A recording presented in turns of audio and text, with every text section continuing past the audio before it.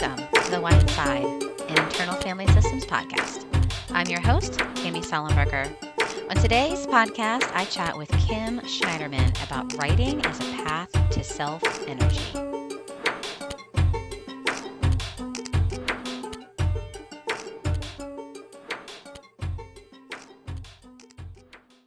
Hey everyone, I'm super excited we're back together. Kim is an IFS therapist and is all but paperwork and a video away from being certified. She wrote a book called Step Out of Your Story, Writing Exercises to Reframe and Transform Your Life. All the links to all the things we talk about are on the show notes, so definitely check that out. We've started transcribing some of the episodes, so if you go to my website, tammysullenberger.com, you will find some of those transcriptions there to some of the more popular episodes. Also, if you head over to my website, you will see the book cover. My book is going to be released in January, and the cover is beautiful, so go check it out. You can also sign up for my monthly newsletter to just get the latest updates on all the things. There are going to be 2 more episodes in December, the last being my little gift to all of those who work with couples. I'm excited about this episode, and I love what Kim says about seeing our life as a personal growth adventure and the unblending that happens when we step out of our story. Enjoy. How I like to get started is just by telling everybody where you are in the world and what would you see if you were to look out your nearest window. So hello. I am beaming in from Highland, New York, which is in the Hudson Valley. And if I were look out my window right now, I would see a little bit of woods and my driveway with my car in it, and a stream in the back. Oh, a stream. Yeah. Is there fish in your stream? Although right now I wouldn't see anything because it's dark out. It's dark, yeah. It's miserable, yeah. It's like 3 o'clock. It's not really, but it feels that way, right? It's like 4 o'clock. It's dark. I put my pajamas on. Mm-hmm. Yeah. So you wrote a book before you knew IFS. Yes. And so tell me about the book you wrote. And yeah, let's start there. Sure. It's called Step Out of Your Story, Writing Exercises to Reframe and Transform Your Life. And really the goal of the book is to help people view their life as a personal growth adventure. So like every life is an unfolding story. It's a dynamic, potentially heroic story that's open to interpretation, especially your own. And it can be very hard sometimes when we're in the middle. Like every story has a conflict, right? It has some tension. And that tension is created by authors intentionally to help the characters of the story stretch and grow into, a more evolved character, or a deeper character, a more compassionate character. It really depends on the type of story, but it's all about character development. And obviously that can be very hard for us sometimes when we're in the thick of things, to be able to step out of our own stories and see that the challenges that we're facing are pushing us to stretch and grow, and really examine our parts, right? Yeah. And so this book offers different writing techniques that help people step out of their stories and view themselves as being on a journey. Looking at, I kind of actually help, like, it follows the story structure of, like, how there's like, the status quo in the beginning, and then there's a conflict, and then there's like, the building. There's like The the arc, storyline, I think the so. arc, the The story Kim is arc. doing Yeah. like sort of the arc Yeah, of a there's like a story story. arc. Yeah. Yeah, and then there's ultimately a climax and resolution. So it's really looking at the current chapter of your life and determining where the opportunities are for personal growth. I love that. I love that so much, because parts of me, probably like parts of the listeners, Or like, I don't want this conflict. This feels really crappy, and Yeah, I wish I didn't have it because it's right. triggering my firefighters who are eating all the things and shopping on Facebook at midnight, and it doesn't feel really good. And so I would Right. rather not have the conflict at all. Thank you. Right, exactly. No, I can absolutely relate to that, and that's how most people feel, right? And I don't and by the way, the purpose of the book is not to spiritual bypass. It's not to be able to avoid feeling all of the things that we feel about those conflictual situations. But as we know, in as being, being IFS therapists, these kind of conflictual situations or the tensions of life um, are really opportunities to examine, what parts are being activated and to explore those parts and heal those parts so that we can, live our lives as characters with more self energy, right? I love um, that. What a right, beautiful reframe. Right. Well, right. they're trailheads, right? So if I didn't have this conflict that I have right now, I wouldn't be having all the trailheads. So I could just have the firefighters come up. But what happens is that they're also trailheads of like, okay, why am I doing these things? And then they're trailheads that lead me down the path and lead me to my little exiles. And then I can unburden the exiles and live more unburdened life, more unburdened in the world with more self energy. Sure, exactly. And the thing about it is that um, we can we if oftentimes we want to they're like every as a therapist we know everybody comes to us because they want to be happy and the goal is happiness. So when we face these Mm. obstacles, it's like, wait a second, something's getting in the way of my happiness because Yeah, it's I supposed hate to that. happen, right? I hate it too. I mean, who wants? But the idea here, right, is that if you value personal growth as being important, and that's one of the things that I really liked about IFS, is that it was really valued. I see it as being a very spiritual um, type of therapy, and actually part of a group called the Psychotherapy and Spirituality Institute, and I consider myself a spiritually oriented therapist. So it was very much a good fit because the goal, if the goal of your life is to become, a person with more self energy, right? Or as like Yeah, a more, a deeper, a more compassionate human being, we might just say, a more yeah. compassionate, curious, present, calm, connected, clear, courageous human being, right? All the Then C's, then yes. these then all of these kind of challenges that we face are opportunities, to explore these parts so that we can move in that direction. I love that. So I'm going to back you way up, and we're going to unpack all of that. But I Sure. want to back you up, and I want to talk about whatever you feel comfortable with about what happened in your life or what was on for you that you ended up writing this book and writing it the way you did. Right. So, first of all, there are like so many ways to tell that story. And it's really so not linear for me. Um, I, eh, I was a literature major in college, and I always found that it was sort of easier. Like when people were talking about the character in a story, you're always like somehow, talking about elements of yourself that you're identifying with, right? Mm, yeah, And it was almost like easier to talk about it as the character of a story than to talk about it yourself. yeah, And I yeah. always liked that idea, even like, I've been very involved in my own Jewish explorations. And when I were doing like these Torah study groups, it was all about like reading ourselves into the story. And sometimes it was easier to talk about ourselves, if we were Jacob or Yes. Moses, as Yeah. opposed to like Kim Schneiderman, right?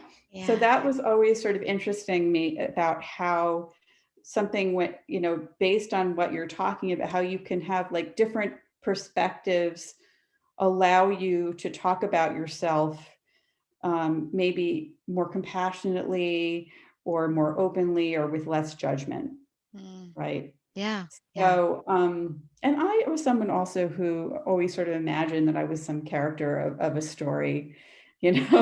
sometimes often one that I felt like was going rogue all the time, but um, but that was also part of my own consciousness. Yeah. Um, so I had a lot of these ideas, and I like to I think of myself as being sort of a healing innovator. Um, and one day I just decided like I wanted to do a workshop, and I created a workshop with these basic ideas from, my, pulling together very disparate elements of my life. Um, and I started offering it, at first I started offering it to friends. Eventually I offered it at the 92nd Street Y and the JCC in Manhattan. And so people said, I see a book out of this. So then one day I was like, there was like this New York Writers Conference pitch conference where you go with an idea and they tell you how to pitch it. And then maybe you get an agent who's interested in you. And I was like, what the heck, I'll try it. So I went with my idea and they were like, we're interested. I was like, oh crap, like what do I do now? Because they're like, you have a book proposal? And I'm like, no. Yeah. I love it. So it took a while for me to get all of those elements together. Yeah, I But love that. eventually I created the book. Actually, I created my first draft. I don't know, can we use like French words here? It Sure. was a really shitty first draft, and I didn't know what I was doing, and I wrote it from so many different perspectives and was very confused.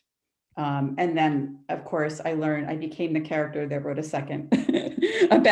a much better second draft. But it's interesting. I'm very intuitive and creative, and I'm also often like drawing from, seeing patterns in different modalities and drawing from them. And it's really exciting when I can bring them all together.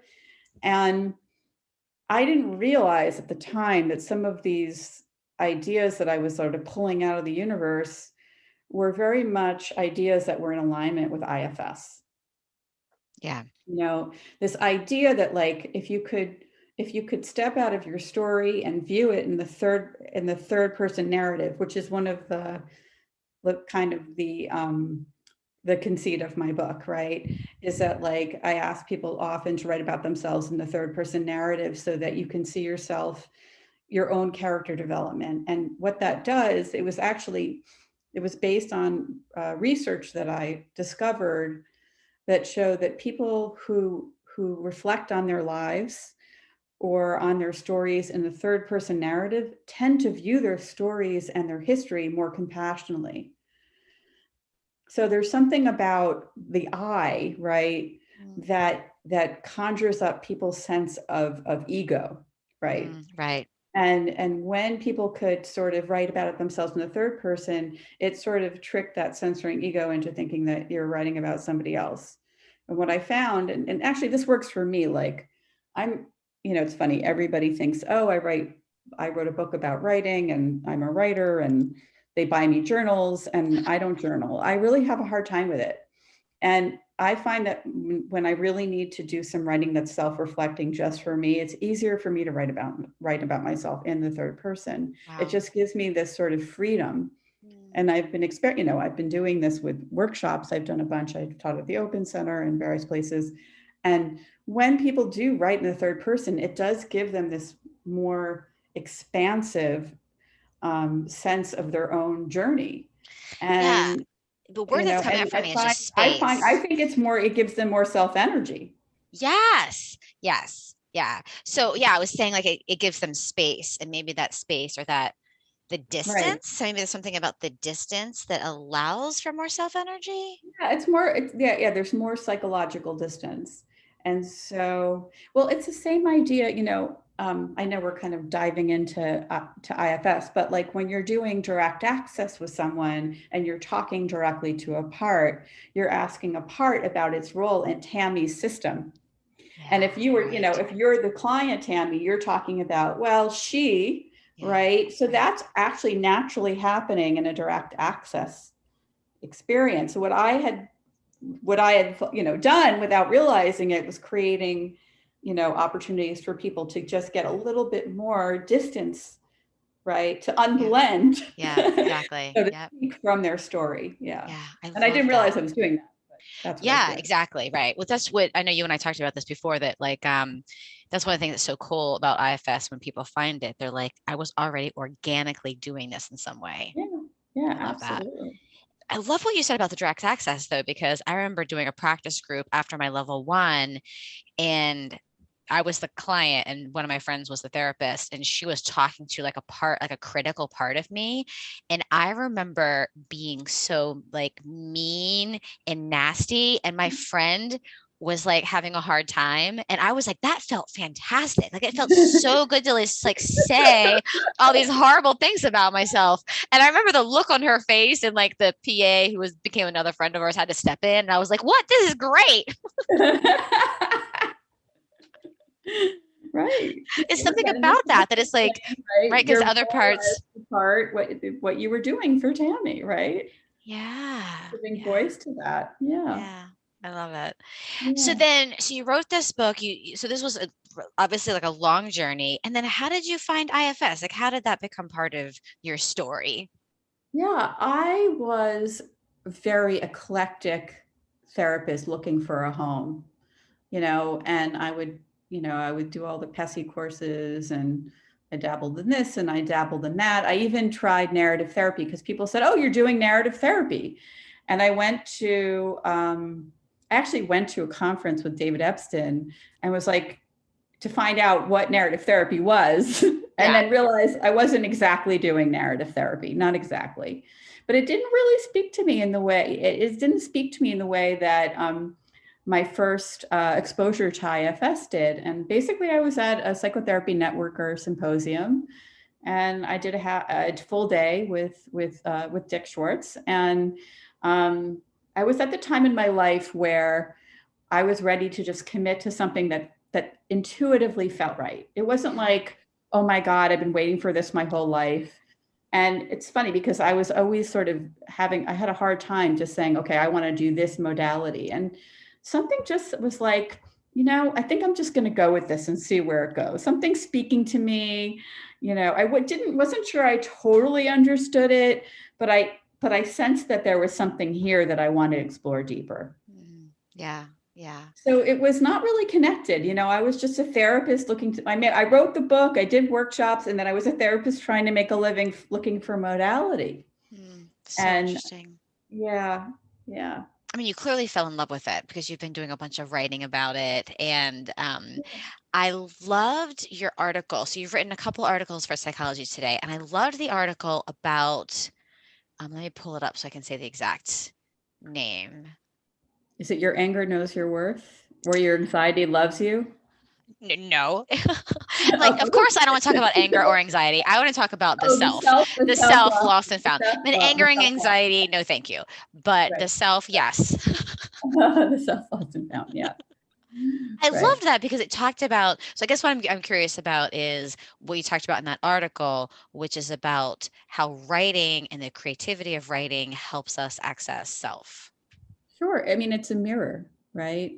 It's a mirror. We can't, obviously, like, we can look in the mirror and we can see like when our hair is out of place, but we can't look, but like writing and really any kind of art, it holds up a mirror to our internal world, Mm, right? It's almost like a lot of writers and people talk about how they don't even know what they're really feeling or thinking until they actually put it into words on paper and they see it, staring back at them, yeah, yeah, right? yeah. So, I've begun to explore the intersections between IFS and writing. Um, as I explained to you, there was a conference that my organization did with Dick back last year on addiction, and I did in the afternoon. He spoke in the morning. In the afternoon, I led a writing workshop exploring addicted parts with a meditation and some writing exercises using dialogue.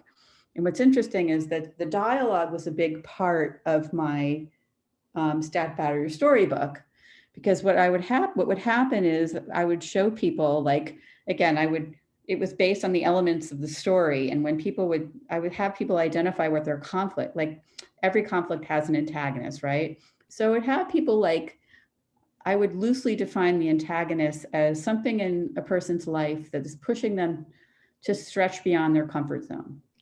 Right. That was the definition of an antagonist. And it could be a good thing too. It could be like a new baby, but whatever, things that stretch you, right? And then I would have people identify their vulnerabilities that were being exposed by that antagonist. And I would have them write about their growing edges. And what are the, and then I would have them like make a play, like almost like write out like where they're dialoguing with the different vulnerabilities and the different growing edges. I call them growing edges, right? Like, Love it. Yep. and I'll just give you an example of like if your vulnerability was fear, the growing edge would be courage. So you'd write a dialogue with fear and then you'd write a dialogue with courage, right? Love So it. I was having them do this, and then my thought was like, this is, if you do these writing exercises, this will help you to gain some further insights so that you can feel ready to face the antagonist of your story. You'll have more insight, more understanding, more compassion for yourself, more understanding. And I didn't realize I was doing like parts work with writing. I was just, you know, doing dialogue, like I was just dialoguing with different, different feelings and emotions and, qualities of self, which I didn't know that, didn't call it that. But anyway, Yeah. so I love that so much. I love that so much because it reminds me of that, like inviting all your parts around a table and then actually kind of giving those parts the pen and saying, okay, and then there's so that distance in that space is such a huge unblending technique because then the part has the pen and then I'm as self is I'm witnessing that part and then we're just passing the pen around. yeah, exactly. And what's interesting about um, doing it with writing is that I find that like sometimes I can access more self energy when I'm doing written dialogue with a certain part. Like it just, and that's just maybe how I work. But all of a sudden, I'm like, I have a lot, I can almost, there's some parts of me that maybe some editors or something that step back and let me kind of like really hear from the part and why it's doing what it's doing. But what I didn't do in my book that I do am doing now is that I actually apply Dick's questions, inquiry, right? Because it makes sense. Like you can ask the part, what are you concerned would happen if you couldn't do what you're doing? Love that. Right. Yeah. Yeah. And so I combine a lot of Dick's questions with the parts work, with the part with the dialogue and the writing. And and often it's very revealing. And Mm. it's not, I basically, I mean, I'm just in the process of cultivating this, but what I find that I'm finding that it's easier to do this writing like with protectors. I haven't exactly figured out a good exile dialogue or a good way to work with exiles, but I'm working on that. But with protectors, you just have like the goal of working with any protector, right, is just to have like greater like compassion and appreciation. And when you really get to the end of the dialogue, you get what your protector's doing. Yeah. So Yeah. it really does it softens the relationship, which allows for more self energy, which allows for the healing process, which allows for the cooperation and the protector to step back. I love it, right? It's a beautiful befriending. So you're Yeah, befriending. And then my guess is if you're asking the questions, then you're gonna get the exile because you're gonna get who the part's protecting. You're right. gonna Because get that. it'll point to the exile, Yeah. right? Yeah. You might, I mean, I've had people say, "Oh, I was doing that writing exercise, and like, the exile came up." I'm trying to figure out a way to do that, to do it in a way that would feel like we don't want to, make sure that there's self energy there for the exile, right? We don't want Yeah. to make it's just not. I haven't figured out how to make a clean process, but Okay. But I love the idea that it's, I mean, I was peeing a level one recently and I was like, I just wanted like people, I think, get so stuck on, which is great. I mean, we want to get to exile and we want to unburden our systems, but it's like just unblending right alone, right there is Mhm. powerful. Yeah. And then friending our protectors and having that harmony in our system that's powerful. So even if we slow down and we Right. just do that piece of unblending and friending, and that's what Right. you're saying you're doing. I mean, that's what this writing That's mainly is like, that's right. That's mainly what we're doing is yeah, really it's slowing beautiful. down, befriending, and yeah. Yeah. So, part of me doesn't want to, but why don't we go ahead and since because you mentioned it, let's talk about the anger one. The anger knows your worth. And I loved that about anger and your worth, like even in the same sentence. I'm like, that's going to draw people in. Yeah, yeah, yeah. I mean, I feel like that's kind of what I'm hoping to do more of this year is I want to really like I love, I was a writer before I was a therapist. I was a journalist. And I'm really what I'd like to do is sort of try to bring more of IFS into the mainstream by writing about it on Psychology Today and writing more of these types of blogs so that people,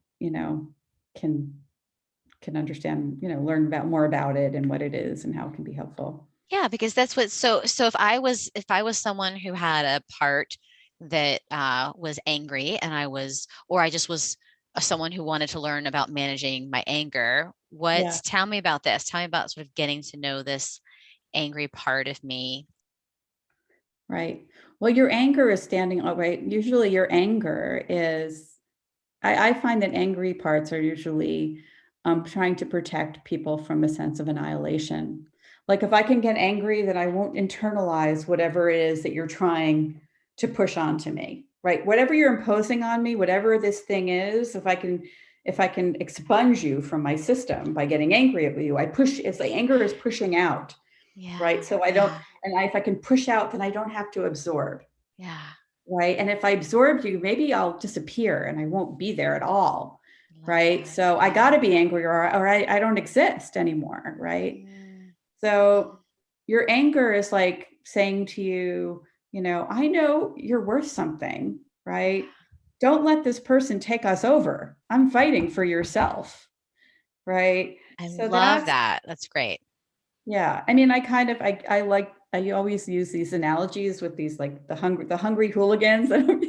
I saw, Like yeah, in the people in a castles. castle, Yeah, I the loved it. hooligans come in and they start, rifling through your refrigerator and they ransack your house looking for food. And finally you're just like, get out of here, right? Yeah. Because otherwise it would just take over. Mm, Right. yeah. So I think, it's looking, and again, there can be, I don't want to say that's the only motivation of an angry protector. Right. But I just find that some version of that is usually what's going on with Right. angry people. Yeah, I love that. I love that. And then doesn't that soften us towards our anger, especially if we're someone who hates our anger or is critical of our anger? If we could look at that angry part as it's really protecting my worth as one idea, it's protecting my worth.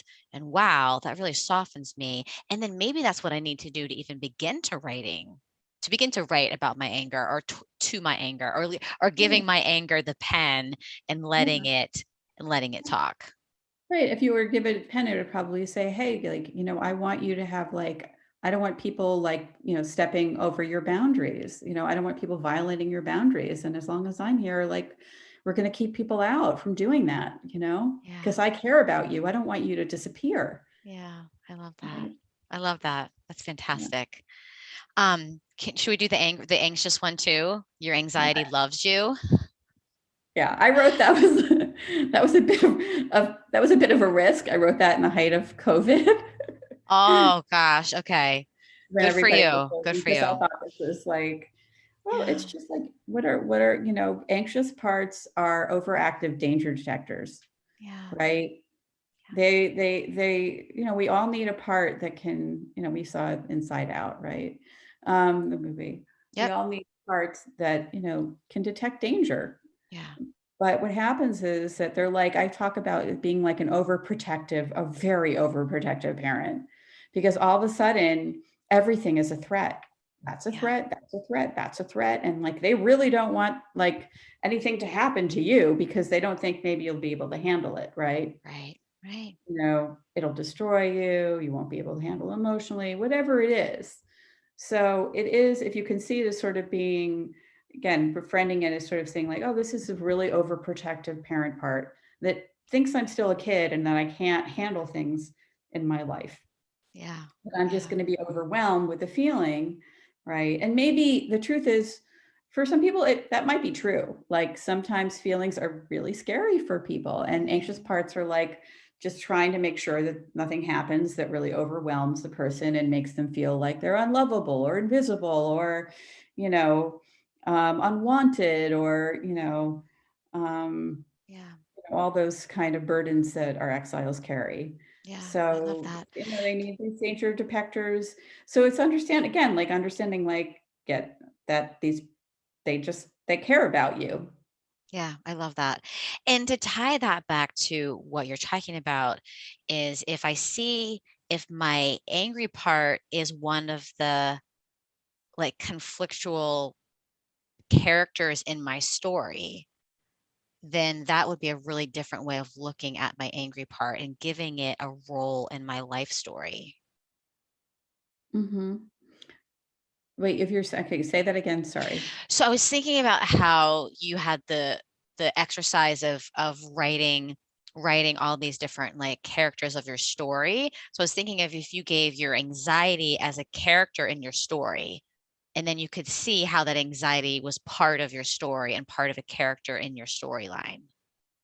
So, okay, so I don't actually look at these parts as characters in the story. Okay. I look as sort of like, again, this was pre-IFS, that Tammy, is the hero of your own unfolding life adventure, right? And when you encounter in the, in maybe in whatever, like let's say this is we what often what I'll have people do is I'll say, describe the current chapter, give it like write a chapter summary in the third person, give it a title, right? And write a summary in the third person that just sort of situates you. If your life were a novel, the current chapter would be called X and describe it, right? So it's just looking, and then I would have them sort of pick like, where's the tension in this chapter, right? Maybe there's a mom who's trying to balance podcast therapy and wear many hats, which I think you are. I don't know enough about you, but I can tell that you're a very busy person. Yeah. Right. so so that would be sort of the plot tension, and then you would look at like what through what vulnerabilities, right, are is this plot tension in your life. I'll say that for every external antagonist there's something internal, like every because people always nebulate. When I was talking about antagonists, I was always asking people to identify what's the thing in the outside that's triggering something from the inside. Yeah.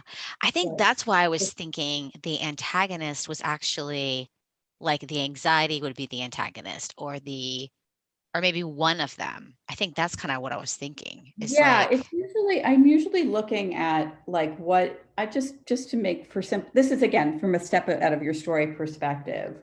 yeah. What in your world is triggering your parts? Yeah. Nope, I like it.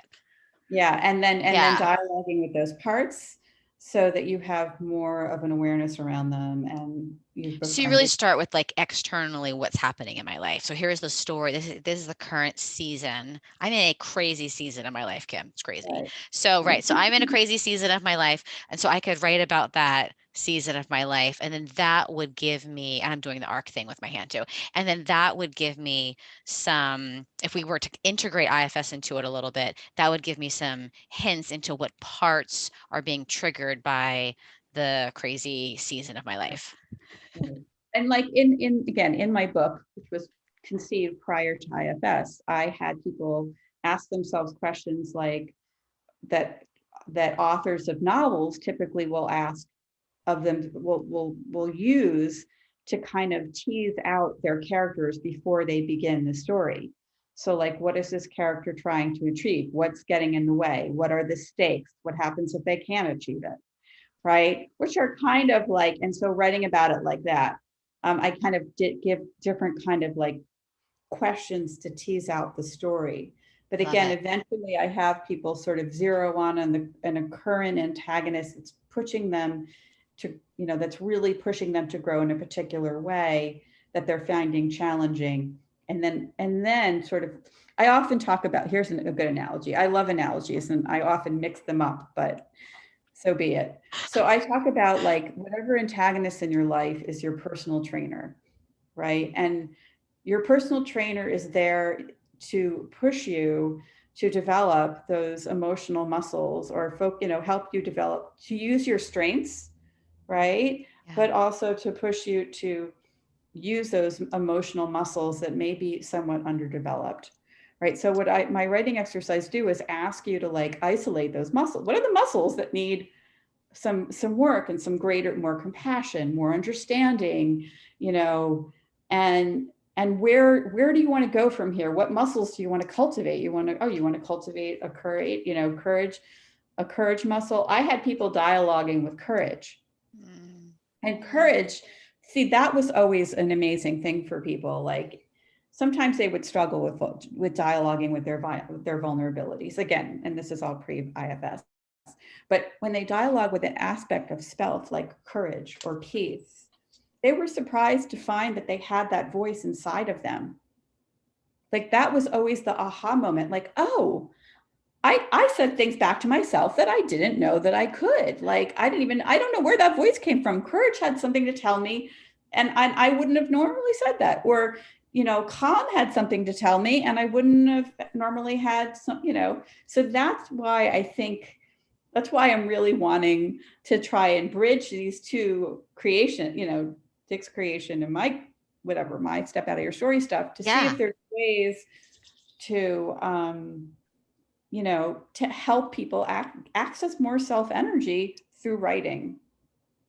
And it's more tangible. I mean, how many clients do you know that really struggle with like, am I in self? Am I not in self?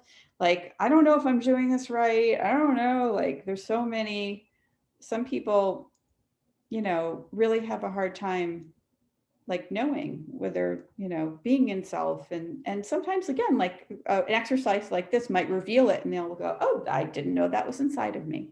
Wow.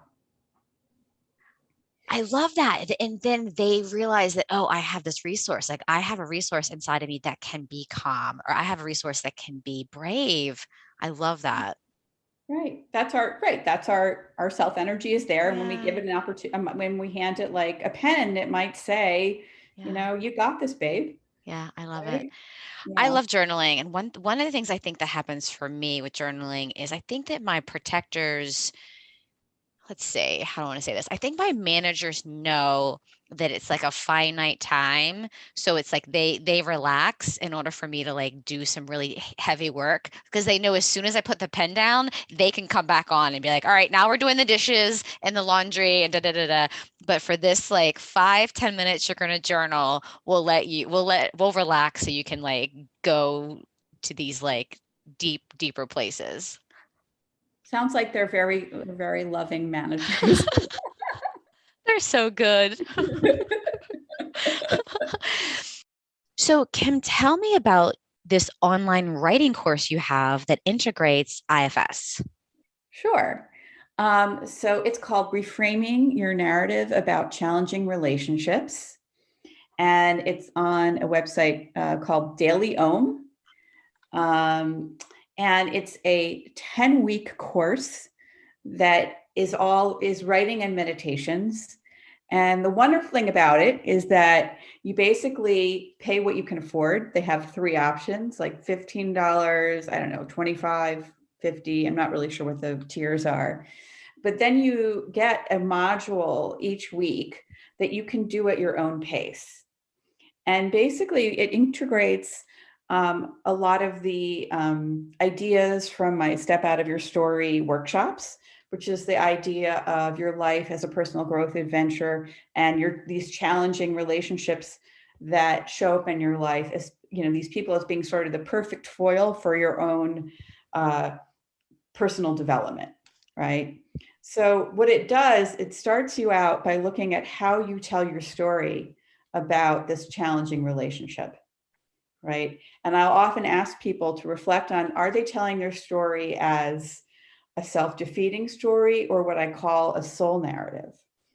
And I give an example actually from Wizard of Oz, where I read one, I present one version of the Wizard of Oz as this story about this, girl who's unhappy with her life and runs away from home, and she kills someone, and all these like terrible things happen to her, and she goes through all these traumatic experiences and then finds out that she had the ability to return home all the time, and when she goes home nobody believes that it happened, right? Yeah, Poor that's good. Dorothy.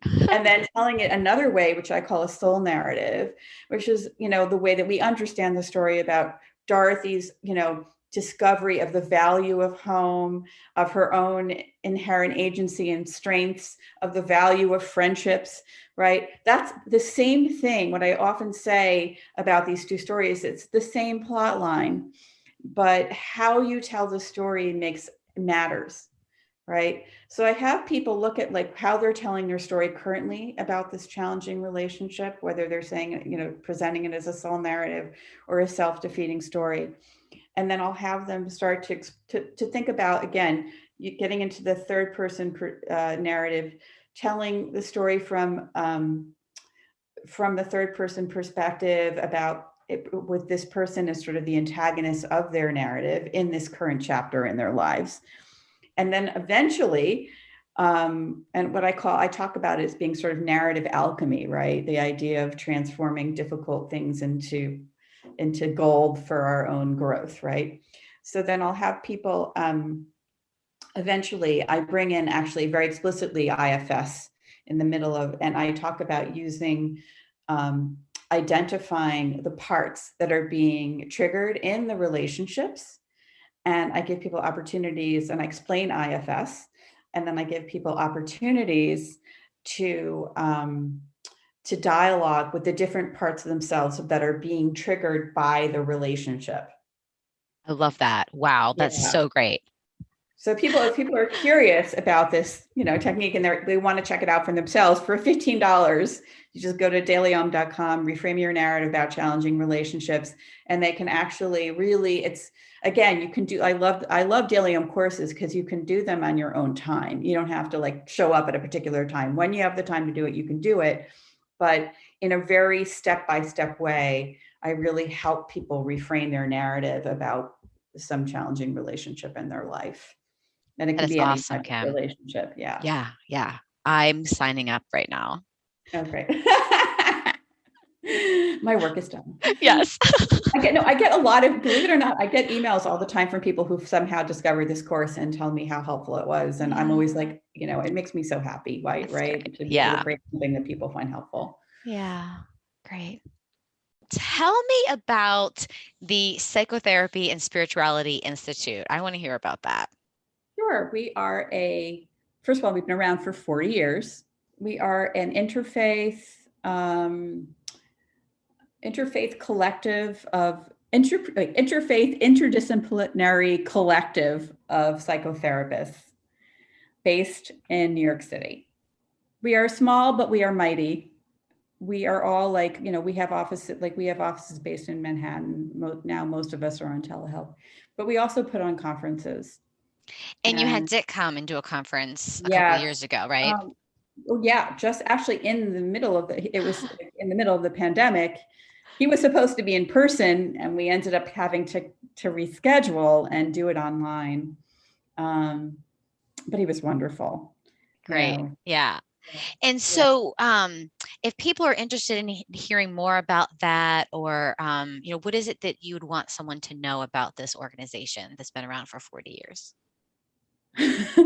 What I want that we are that what I want them to know.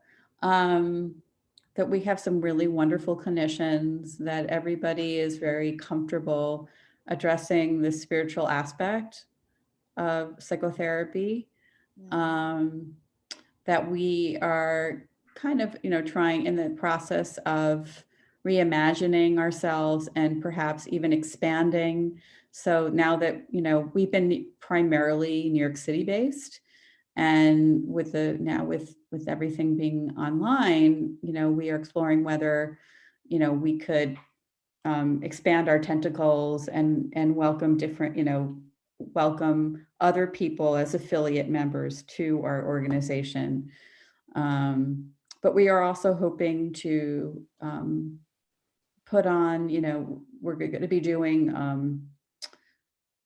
putting on like more educational offerings. Like we're going to be doing a sex therapist is going to be presenting something in coordination with us within the next few months. So we're doing different, educational programming. Yeah. Well, and it sounds like what you guys have had to do, which so many people have, you've had to adjust and had to say, like, who are we going to be now with Yeah. the pandemic and stuff. So, Well, what's really nice about being part of the organization is that we meet once a week and we do like, we have groups, we have like staff meetings and group supervision. We do a lot of continuing education. So you know how this profession can be, a bit like it can be hard when you're an independent practitioner yeah, it can and be kind isolating. of lonely. Yeah, it can be very isolating, which is why I was like so excited to join the group and be part of it. I've actually taught classes on the spirituality of conflict and crisis, Mm, right? And this idea, I love like archetypes and stuff, which I think are like parts. So is the idea that, you know, when we shift our focus from looking at life as about as pleasure seeking and what's in it for us, and we see it more as like what I believe is that we're here to grow, and these experiences that come into our lives can help us um, deepen and deepen in compassion, right? Deepen in self energy, and that oftentimes people don't talk about these like they don't talk about their incremental growth in a way that it becomes part of the conversation. That's what I want to basically say. yeah, I think you just said it. When you stop someone on the street and you say, "Hey, what are you up to? What's going on? I haven't seen you in a while." People want to talk about their accomplishments or what they've done. And no one ever talks about, like, well, instead of screaming at my kid, I took a deep breath and I just, deepened and I got into my self energy. I checked in on my part and like, I empathized with, the fact that they spilled something, right? Um, so we don't talk about the ways in which we're constantly growing and expanding and like deepening and it's just not part of the conversation.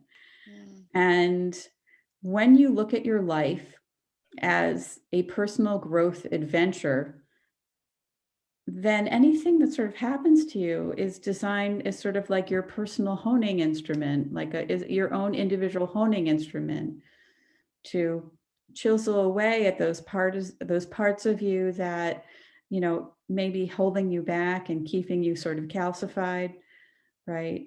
And to help you kind of deepen into your essence, right? And we don't, if when we need to value those things, we need to bring that into the conversation so that people can stop measuring themselves against other people's successes and speak for their own um, personal victories in in in growing. Like yes, yes. they can champion like my own growth, like Yeah. Like, here's how I I'm was so growing. judgmental, and Right. now I feel like a deep compassion for people because I went through Yeah. something that was hard and now my heart is open. Like Yeah. that is the kind of conversation that I think needs to be happening more of because it helps humanize us more. Yeah. And everybody's doing it. Everybody's going through these things and they're growing. We're growing all the time, but we're not talking about it. And I want people, like, part of my desire in creating writing workshops and even in a small, group is just to create the environment where people can begin to have these really important conversations about and open up and really celebrate how they're growing. Yeah, I love that. Even as you're talking, I'm honestly feeling like, wow, if I could look at what's the craziness of my life, the season of my life, I know it's just a season, but if I could look at that as personal development, that softens something. I'm not sure, I don't know how to integrate it into parts language, but maybe the parts of, okay, this is what it is. The parts of me that are like, this needs to stop. We need to figure out how to make it better. Like, with the parts of me that are like, this is crazy. We just have to hurry up and get through this season. Like, let's just hurry up and get through the season and get to the next season because this sucks. It actually is like, wait a minute. It kind of softens that part to say, oh, well, if it's personal development, we're all into that. Right. Sign me up for that. Right. And that Right. actually feels like, okay, for my Enneagram 3 parts, like, oh, that sounds productive. Right. Right. There's something to be valued, right, from this experience. Yeah. There's something to Yeah. be gleaned from it. I mean, I just wrote I just put out a newsletter about, my experience. I don't know, like in the middle height of the pandemic, I uprooted myself from Manhattan and bought a house by myself in the Hudson, in the Hudson Valley, which was, super scary. And there was an aspect of me that was like, felt that I could trust myself enough, Mm. right, um, to be able to face whatever obstacles I would encountered, right? And that what helped is knowing like, well, this is just going to deepen me. What's Mm. going to happen, like there will be hard things and they're going to open, and those hard things I will work through and, with my IFS therapist or with my friends. Yes. Yes. And those things will ultimately deepen me and help me to feel more connected to people. And that's always, to me, my ultimate goal is to feel more connected. I love that. It's Yeah. beautiful. Um, so speaking of writing workshops, you are going to be doing a writing lab in January. Tell us about that. Oh, yeah. So I was inspired by this podcast. I'm like, no, I was really thinking Good. like, okay, now that I've moved and I'm all settled in and I'm ready to really get back on track with offering writing workshops. And what I'd like to do is start I created this idea called the IFS Writing Lab. And really what it is a lab. I want to experiment with different writing techniques to open people up to see, to befriending parts and accessing more self energy. That's That's great. kind of the goal. That's great. So, what I started with, I figured, I would start with something that I've already done that worked, which was the exploring the inner addict, which is the workshop that I did for our annual conference with Dick. So I'm going to be doing another workshop on Thursday, January 6th, called Exploring the Inner Addict. What it basically will be is I'm asking people, like, in terms of addictions, it can be addictions to really anything of food, your iPhone, um, another person, a substance. Um, and it's really I lead with like a meditation to help people get into their parts, and then we'll do some writing exercises, and I always I open it up to sharing, but I never force people to share. It's only if they feel comfortable, because this is really personal stuff, and a lot of people, of course, they're not going to feel that comfortable sharing with perfect strangers, although some people really find it very Yeah. wonderful to do that. Yeah. I And then love it. one thing that's really important is like it's not really about like nobody cares how well. I don't care how well people write. You don't have to be a good writer. I will often ask people's editor parts to step back Yeah, and that's just great. like, it doesn't have to be grammatical. This is all about writing for self-discovery. Yeah, I love that. What time is the workshop? Do you know? Yeah, it's from 7 to 8:30. Perfect. PM, Yeah. And you can Eastern Standard find Time. yeah, and you can find it on my website, stepoutofyourstory.com. Perfect. I just posted it. Great. And you can also look for you can, if you want, you can sign up for my newsletter, and I have I'm going and also I'm going to be my plan is also to continue is to try and put out a monthly blog on like different topics, some of which will be related to IFS. Great. That sounds On awesome. Psychology Today. On Psychology Today. Okay. Yeah. That's great. And anything else you want to say about any of that stuff? Like, so your website, Psychology Today, and then this awesome writing lab. Anything else before I ask you the last question? Yeah, I'm available for speaking engagements Great. and for writing workshops. If people want to bring me to an organization, that is a direction that I'm looking to move into more and more. Although I've Great. done a lot of stuff. I've done a lot of teaching. So Great. I love that. And then the last question is, if you weren't doing all the things that you're doing and you had to do something different, what would you do instead? well, I would be, if we could do it all over, I would be a dancer. Yeah. I would be a dancer. Oh my God, I love Like dancing. ballet, tap, jazz. What would you be doing? I'd be like I would be a ballet trained contemporary dancer doing all kinds of like things, like performing at the Joyce. I just like, I was a gymnast. I love the sensation of flight, and I'm a little old. I actually took a lot of ballet in my 20s just to get that structure that I was missing.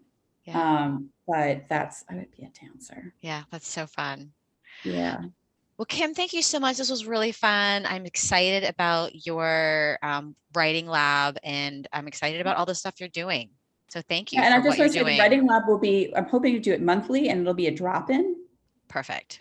And so like people don't have to commit, they can just come and hopefully get something out of it, and and it'll be all on Zoom. Perfect. I love it. Yeah. Thank you so much. Thank you so much. This was really fun. Yeah.